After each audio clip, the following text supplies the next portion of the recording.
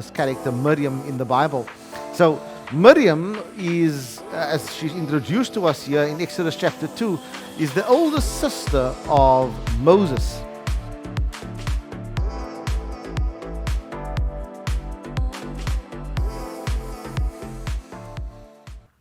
So this morning's message is entitled Miriam, Motherhood and Membership. And it's a weird conglomeration of topics, although it works in the text that we're going to be using and the life we'll be examining, which is Miriam, of course.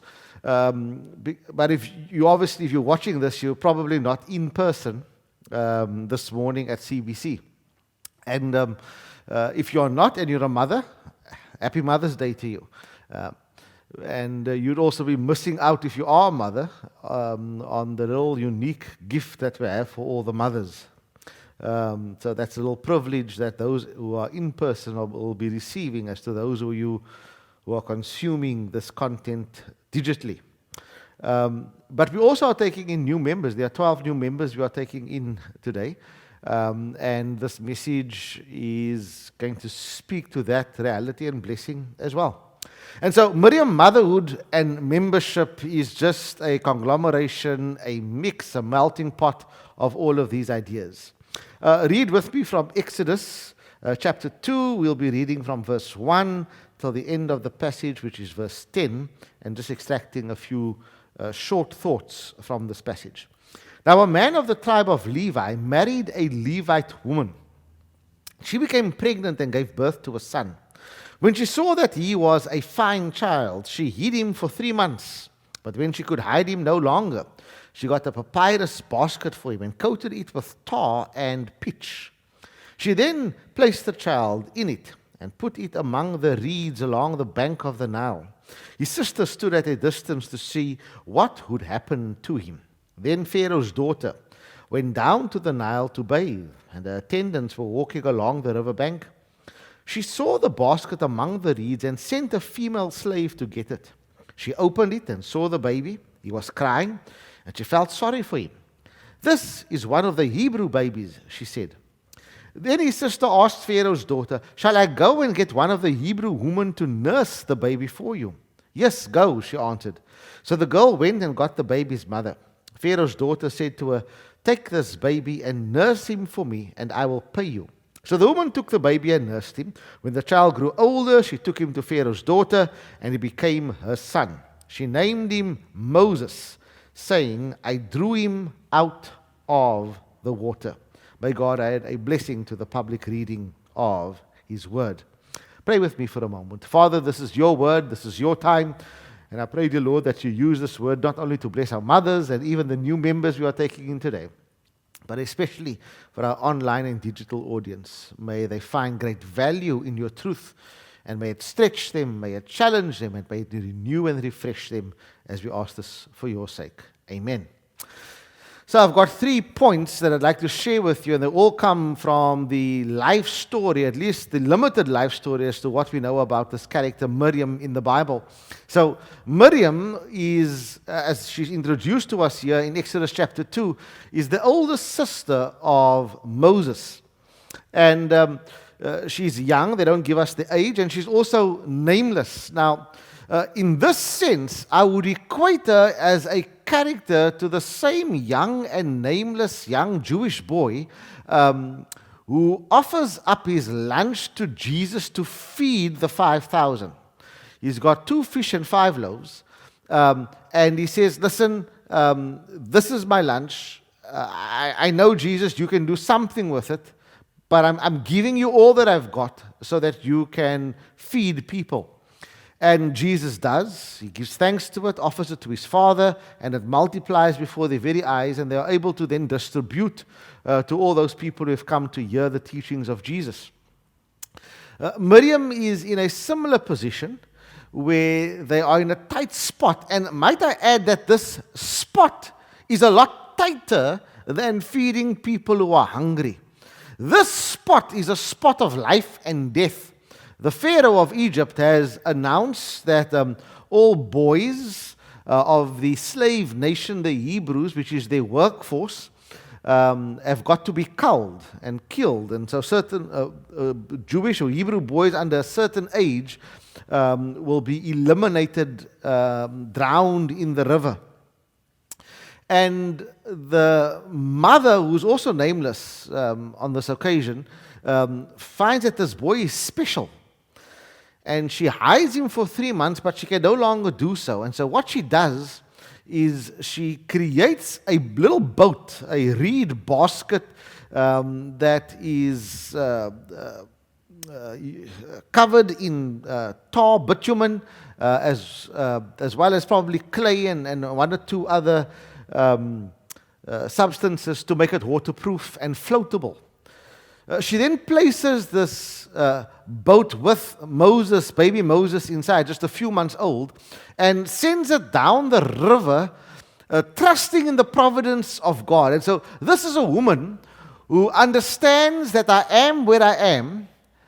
The only way I can save my child is to send him away. And I want you to understand that the tight spot that this mother is in, before we even get to Miriam, the tight spot that the mother of Moses is in.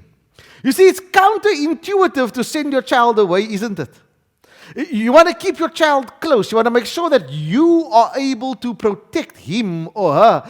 And this is Moses' mother as well. Notice the father is nowhere to be seen in this issue, which I find just in terms of where we are, especially in the Western Cape in 2021, and it's been the issue for decades now, maybe even for centuries now, that the father is absent, that in the moment of crisis, in the moment of life or death situations, the responsibility falls upon the matriarch of the family to save things and to save people. But this mother is in a tight spot, and the soldiers are at her door. The baby is in her hands. The reed has just been constructed to make it waterproof. There's only one thing left to do for this mother, and that is to say goodbye. And she has to say goodbye not as an act of judgment, not as an act of evil, and not even as an act of willful expression. She has to do it under duress, but she does it in a parallel way with faith in God. And so many mothers are in that same position in today's context. I have read stories and I have heard stories of mothers who were in a situation, single moms, who were unable to continue the task and the honor of motherhood and had to give their children up for adoption.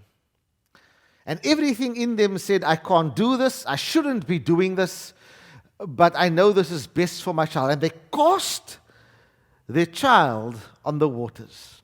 But it wasn't an act of rejection. It wasn't an act of evil. It wasn't an act of abortion, aborting the child or the responsibility to look after. It was actually a faith and a trust in God, understanding I'm in a tight spot. It is what it is. I am where I am. And the only thing left for me to do is to let go and to let God.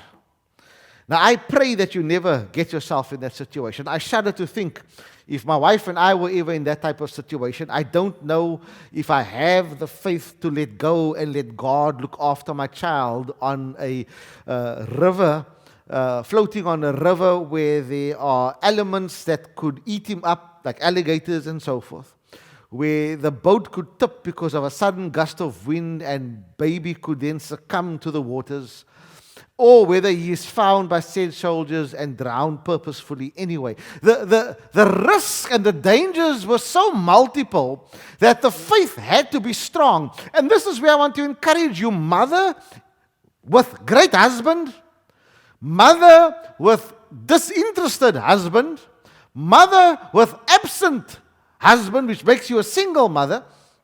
And I want to encourage you, no matter what your circumstances are, learn from Moses' mother, and wherever you're at, don't lose faith in God. Secondly, this woman knew something which I wish I knew a good few years ago, that God is always in control.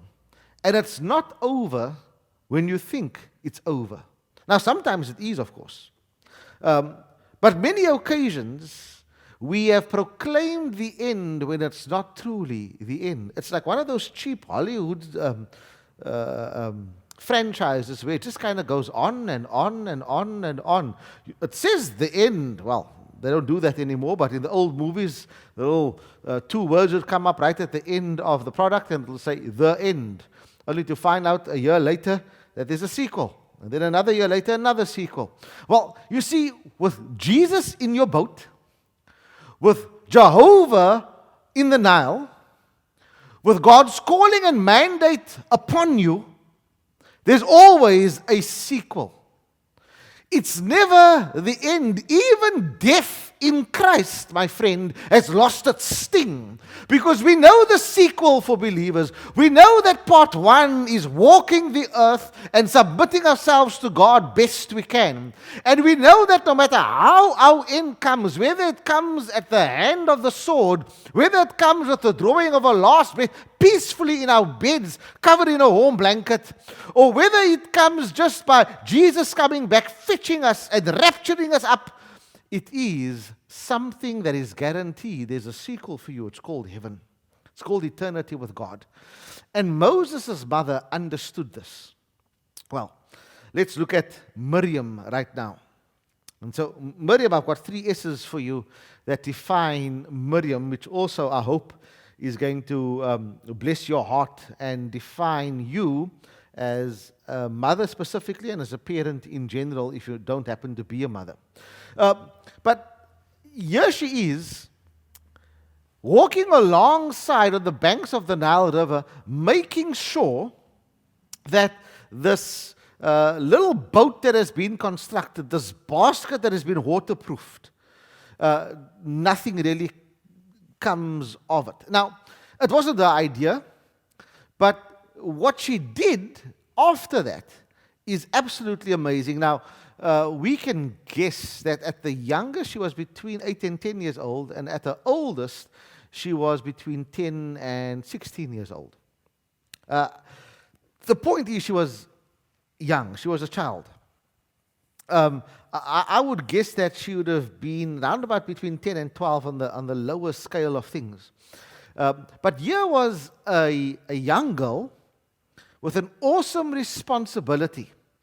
The hands of her little baby brother, or the life of her little baby brother, in her hands.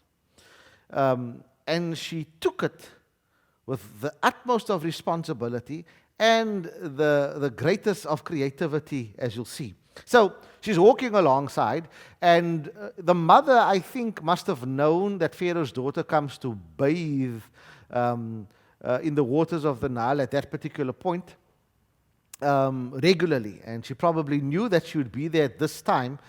And by faith, she casts her son on the waters. Young Miriam is walking alongside, although nameless at this point, she's walking alongside the river to make sure everything is okay. And eventually the maidservants of Pharaoh's daughter find this baby, they bring her to Pharaoh's daughter. There is almost an instant attachment between the two, and they kind of hit it off. I mean, we all know the pull of newborn babies, isn't that so? But very quickly, this young Miriam jumps and enters herself into the story and again into danger. Again nameless, but a hero. And she enters in and she says, "Would you like me to find someone to nurse the baby?" Because we can clearly see the baby's crying because he is hungry. And Pharaoh's daughter says, "Yes, please go and do that for me." Now, it's a small part of the puzzle that builds upon the salvation history and story of Israel in this part of the history. But she enters and interjects herself, putting herself at danger, so that her brother could be saved. That's the heart of a mother. And the first is that I want to say is that she had strategic courage. She knew that there needed to be a little bit of a push. And first, the strategy was covert. In other words, she was hiding away. that here she is walking amongst the reeds and the papyrus, and here she is watching with a beady eye, almost like a secret agent, making sure that nothing happens to Moses. Now, if something did happen, she would have to go into that water, try and rescue him, draw attention to herself, then announce to everybody if they had caught her that she was doing something illegal by trying to save a little slave infant on whom death had already been proclaimed. And so she's doing the covert work. But very quickly, without a mother to instruct her what to do, she has to make up her mind, what do I do now to save little Moses? Well, at that point, his name is not Moses yet. And she realizes that baby is in the princess's arms. She thrusts herself forward and says, I can get someone to nurse him. And that act of faith, that act of divine bravado and interjection saves Israel. She becomes a proto-savior of Israel. This unnamed little girl. This little girl who isn't even old enough to assume adult responsibilities yet acts like most adults often do not.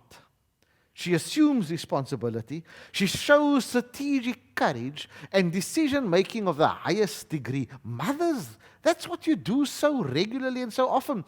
You are nameless. It's a thankless job very often. Very often the children themselves of the mothers don't thank mothers.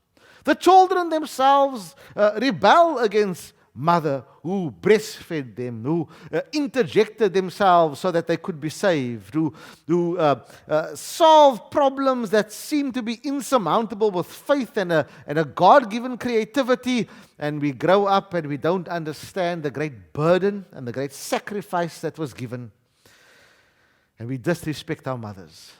You are nameless very often. It's a thankless job very often, but you exercise it nonetheless. So, mother, I want to say thank you. In the vein of Miriam and Miriam's mother, Moses' mother as well, thank you for all that you do. Thank you for the strategic courage that you show. Thank you. And let me give you a few examples. There are mothers who don't eat or eat way less so that their families can eat and have full bellies. There are mothers who go to bed last at night because they're ironing school clothes for their kids while they're snoring away. And those same mothers get up first to put in the lunches for everyone, and then still goes to work a full day at some job to bring in income to assist the family. That same mother will also make sure that the children get name brands so they don't feel out at school and don't feel out in community, but yet they will make sure they wear that same jersey and jeans for the next 50 years because they understand the value of your education and the value of a crushed spirit and how it can destroy a young life. So they rather get crushed. They rather receive less. I've seen mothers who can strategically carve up one single chicken for 6 people so that everybody feels as if they've had enough. You exercise restraint of your own appetites so that your children and your family, your husband and so forth, can receive the best of what your household has to offer.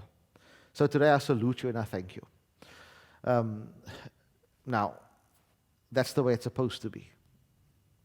That if the context demands, parents, and this includes fathers, but today we focus on mothers, are supposed to sacrifice, are supposed to carry burdens for our children. And abuse settles in our communities and our societies when parents do not have this strategic courage to sacrifice, to interject positively, and to allow themselves to be used of God in a way that Miriam was used over here. And so here this nameless, young, marginalized girl saves who will be the prophet of Israel. Also, look at what God is doing here. I find it amazing that the mother casts upon the waters her son in faith that God will save him. She knew he was special. Pharaoh's daughter picks him up. It's her father who has proclaimed that all these Hebrew boys should be killed. And this child is not only saved by the very family that has proclaimed death over the Hebrew nation, he also is saved by them. Man, there's a sequel. It's not over until God says it's over. Forget about the fat lady. It's not over until God says it's over. And when the mantle of calling, of preaching God's truth, of leading God's people into freedom and into deliverance is upon you, when the year of favor of Jubilee is your ministry, when you are calling people from their sinful bondages into the freedom that Jesus Christ indeed sets you free from, I want you to understand that it's never over until God says it's over. And He'll make your enemies save you. He'll make your enemies bless you. The very people who proclaim death and curse over you are the people that's going to provide for you. The very people who want to subjugate you and keep you as a slave people are the very people that will train